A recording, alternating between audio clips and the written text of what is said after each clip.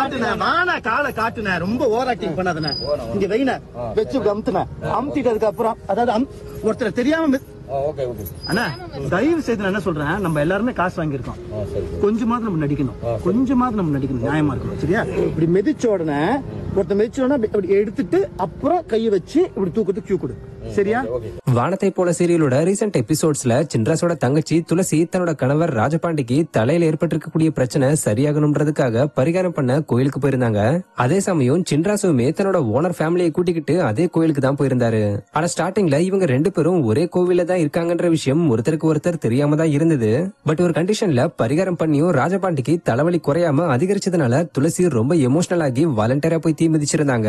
கரெக்டா அந்த நேரத்துல சின்ராசுவும் துளசியை பார்த்து பதறி போய் துளசியை காப்பாத்த ஓடி போக அப்ப கூட்டத்துல ஈடுபட்டு கீழே விழுந்திருந்த சின்ராசுவை அங்க இருந்தவங்க எல்லாம் மிதிச்சு எடுத்திருந்தாங்க.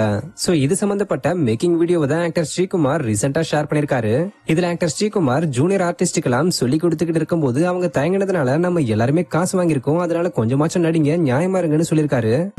நீங்க வந்து இங்க மிதிங்க, இங்க மிதிச்சு போனதுக்கு அப்புறம் ரொம்ப தூரம் அவுட் போயிடாதீங்க. அதுக்கப்புறம் ராஜா முகத்துல நல்லாவே கால் நல்லா வெய், நான் தான் வெயின்னு சொல்றேன். நீங்க இது வச்சீங்க, இந்த டோ வச்சீங்க, இப்படி வைங்க, நடு காலை காட்டுனேன், காலை காட்டுனேன், காலை காட்டுனேன், வானா காலை காட்டுனேன், ரொம்ப ஓவர் ஆக்டிங் பண்ணாதன இங்க வெயின வச்சு அமுத்துன அமுத்திட்டதுக்கு அப்புறம் அதாவது ஒருத்தர் தெரியாம அண்ணா தயவு செய்து நான் என்ன சொல்றேன், நம்ம எல்லாருமே காசு வாங்கியிருக்கோம், கொஞ்சமாவது நம்ம நடிக்கணும், கொஞ்சமாவது நம்ம நடிக்கணும், நியாயமா இருக்கணும் சரியா? இப்படி மிதிச்ச உடனே ஒருத்தர் மிதிச்ச உடனே இப்படி எடுத்துட்டு அப்புறம் கையை வச்சு இப்படி தூக்கத்துக்கு கியூ கொடு சரியா?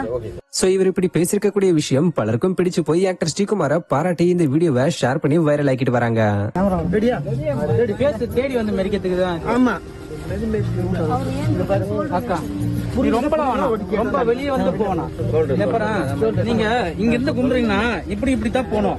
நீங்க போயிட்டு இப்படி வந்து நின்ட்டு அப்படி இப்படி வரீங்க, இப்படி இடிக்கும் போது கால இப்படி இப்படி வைப்பேன் தெரியுமா, ஆடும் போதோ அதுதான் பண்ணணும்.